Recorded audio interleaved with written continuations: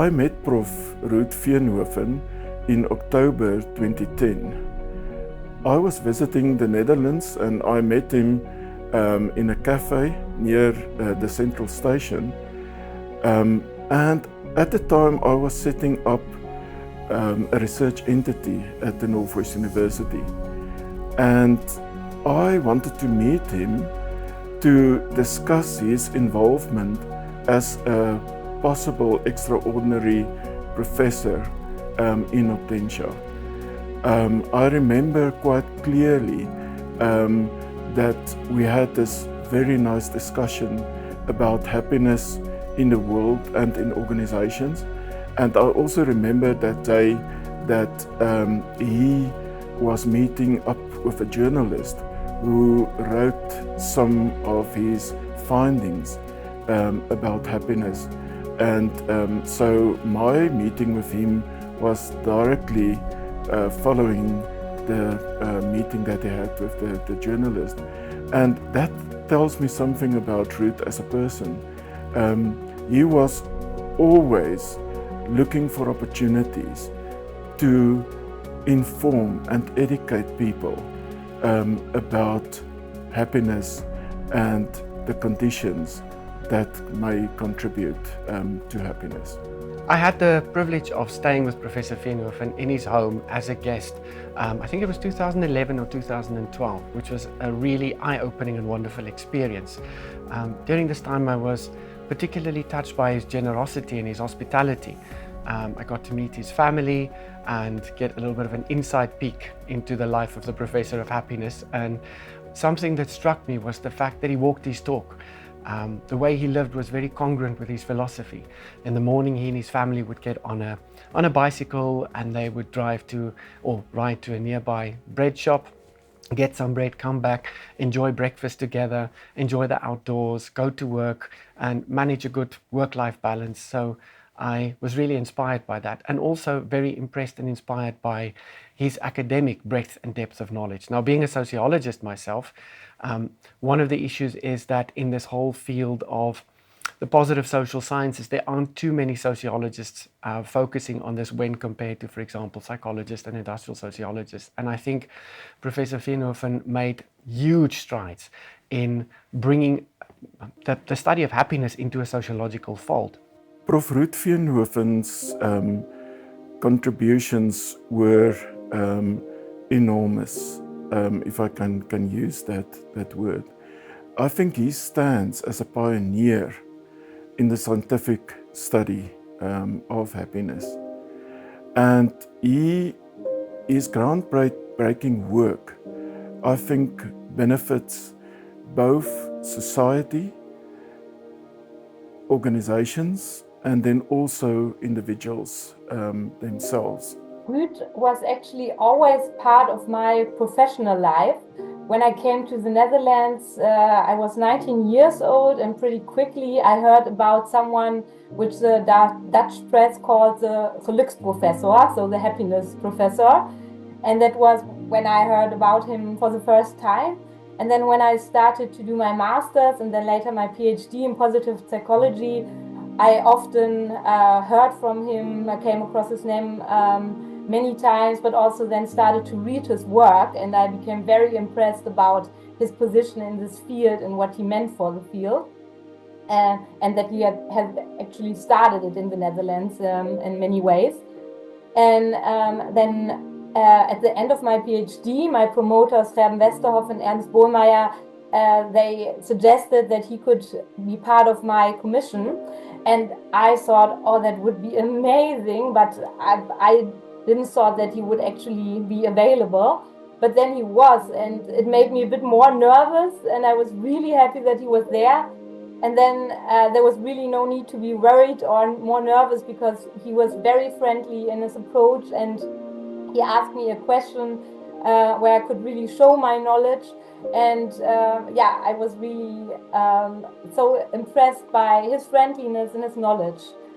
And then when I went to South Africa for my postdoc, our paths crossed again, because he turned out to be an extraordinary professor then. And I was also lucky enough to follow a workshop of his and learn more about his work. So I actually met Ruut Veenhoven back in 2010 when you invited him to be one of the speakers at the first symposium on positive social sciences, I think it was called at that stage. Yep. At that time, I was still a young PhD student. I think I just started with a PhD, and I was really struggling to kind of convince the research committee about my topic, which is really about like development and evaluation of like happiness interventions, right? So it was really difficult for me to kind of like convince them that happiness is actually an important thing and also that it can be measured.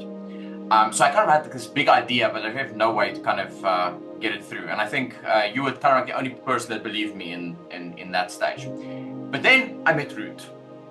So when he kind of like came to South Africa, we kind of had this shared office. So my PhD office was me and another girl, and we kind of converted this office to all of these international delegates that would come in and out to do some work in between their sessions. But Ruut was kind of like one of the more, how should we say, permanent visitors I had that week. So he pretty much came in every morning around 8:30, and he left around 4. So during this week, we kind of had like so many conversations, deep, challenging, philosophical conversations about happiness, and he always kind of had this very nice way to bring his dry Dutch sense of humor into the mix.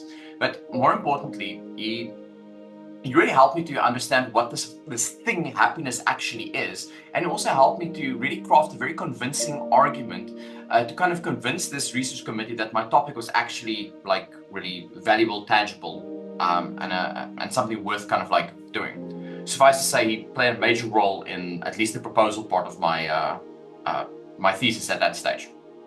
So that's kind of like where our relationship kind of started. So when I was doing my bachelor studies in psychology in Ghent in Belgium, I came across the happiness database, and Ruut Veenhoven's name came back in one of my courses. So I already knew about Ruut before I actually met him when I was in South Africa, collecting data, or just finished collecting data for my master thesis a few years later in 2011. And all of a sudden, Ruut was there because Ian Ruffman, you invited him kindly to some activities in the Optentia lab. And I was there, and I was just finishing a presentation about my slides about my master thesis. And it was a very simple idea to test some of the predictors of well-being in a community sample in South Africa.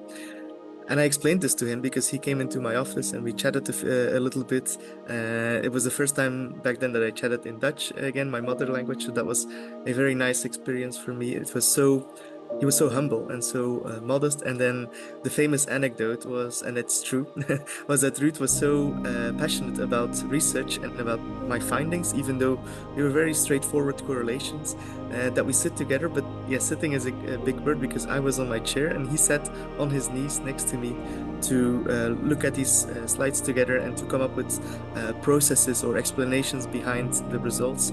So I think in whatever Ruut was doing, he was always thinking about how can I help early career scholars. And back then I didn't even start a PhD. So for me that was such an inspiring moment that I'll never forget. And I hear that people in the Optentia lab also think back of that as one of the most memorable moments in the lab in 2011. So for me it's a very fun memory. And maybe if I can finish with some words in Dutch. Ruut, heel erg bedankt voor alles. Het was een waar genoegen. So Professor Veenhoven stays in a most beautiful part of the Netherlands, and to me it was particularly poignant on a number of ways. So there were some humorous experiences that happened. So I like exploring, so I would often go walking about through the polders, and one day when I did so, some cows escaped, chased me down, and I had to run for my life, but fortunately I outran the cows. And then when I stopped, I came to a little mailbox, and on it was the surname Prof. And that was quite interesting because that was my grandfather's surname. And after a little bit of inquiry, I found out that the Verhoefs actually came from that part of the Netherlands. And I was able to locate fairly closely the place where my grandfather's parents came from. So in a very unusual way, and my grandfather was also the first academic in the family, was a professor, came from the Netherlands. when he was very little. So for me, there was a very profound circle that happened there in also connecting with my own roots in this process. But when you kind of look at Ruut, and you would kind of bump into him randomly at a cafe or like an Albertine or something, you wouldn't really look at him and see like he was this person that made this major contribution to a field, let alone to the lives of others. He was always kind of he's very friendly, witty, and engaging. He has kind of like this grandpa-like demeanor around him. But in fact, he was actually one of the founding fathers of our discipline and one of the first people to actually study happiness as a fundamental, science. So before him and Ed Diener, no one really thought you could actually approach happiness as a subject of scientific inquiry. But I think Ruut saw it very differently in a way. He kind of mentioned something to me once, like happiness isn't just random, it's not just a genetic predisposition, it's something that can really shape the world around us. It's something that really shapes the world we live in. It affects the choices that we make, and it affects the structures that we kind of like operate in.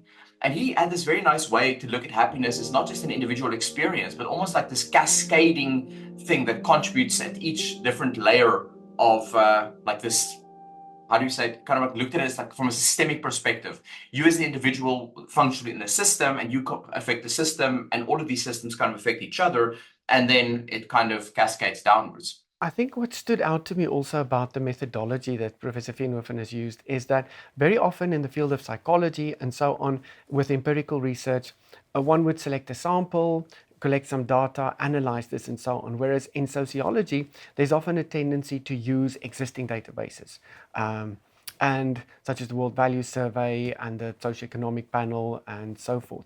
And he, I think, is able very well to integrate these methodologies, drawing on large panels, using the kind of instruments that one would use in, say, the field of positive psychology, and then taking those findings and contextualizing them sociologically because of these large databases. So I think the interface between looking at the field of happiness and bridging the understanding of happiness from its psychological dimensions to its sociological dimensions, and understanding the context behind it, I think has been critical. So often one finds that in, say, studying positive psychology, there's a very kind of intrapersonal view of happiness. So we'd look at things like happiness set point or this or that or whatever.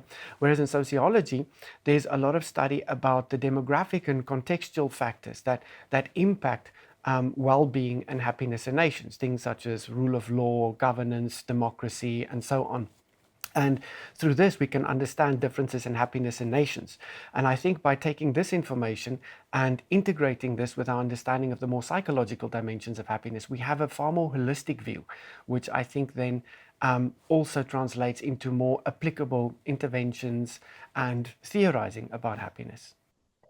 So in my first week of working in South Africa, I started to dive into the literature of happiness in South Africa. And then one of the first things I read was his work together with you, Ian, on the cheerful discontent. And also in my 3 years living in South Africa, this was just such a fitting word for something I described and I otherwise wouldn't have words for the level of happiness of South Africans, and that you can be cheerful and discontent. So that is a term that will always be stuck in my mind, and which I found really inspiring. Well, one surprise was that life is getting better and that people are getting happier in modern society. And when you read newspapers, you see mostly misery and people thinking that life is getting worse. Looking at happiness in South Africa, you can look how satisfied are they with their life. And then on a scale from 0 to 10, well, they score somewhat in the middle, from the top of my head, 5.3. But next to that overall evaluation of how much you like your life, you can look at more detailed assessments of your life, and you can evaluate your life effectively. How well do you feel most of the time? And you can do it more cognitively. do I have what I want from life? And then interestingly, these things pan out differently in South Africa. If you ask them, well, how did you feel yesterday? Then typically they feel pretty good. Do you ask them, well, do you have what you want? They say no. And so this is a pattern of what I would say cheerful discontent. I think there are various contributions that Prof. Ruut Veenhoven made that I can mention. The first is in terms of the importance of specific objective life conditions for the well-being and happiness of people, but also the subjective experiences of individuals and the importance of people's happiness and satisfaction with life for various outcomes that they want to obtain. So that's the one area. The second area I want to point out is his contribution to interdisciplinary research about happiness. I think he managed to combine inputs from various disciplines like sociology, psychology, public management, human resource management, and more in researching and developing interventions that might benefit individuals, societies, and countries. Prof. Ruut's contribution in terms of the establishment of the World Database of Happiness is also an important contribution. I think Ruut didn't just study happiness, he really wanted to create a roadmap for others to kind of follow, to implement and evaluate and track happiness in different ways. So the World Database of Happiness is basically this website that correlates all of the studies, the data sets, the interventions, all around what happiness kind of is and its impact on important individual, organizational, and community/society kind of metrics.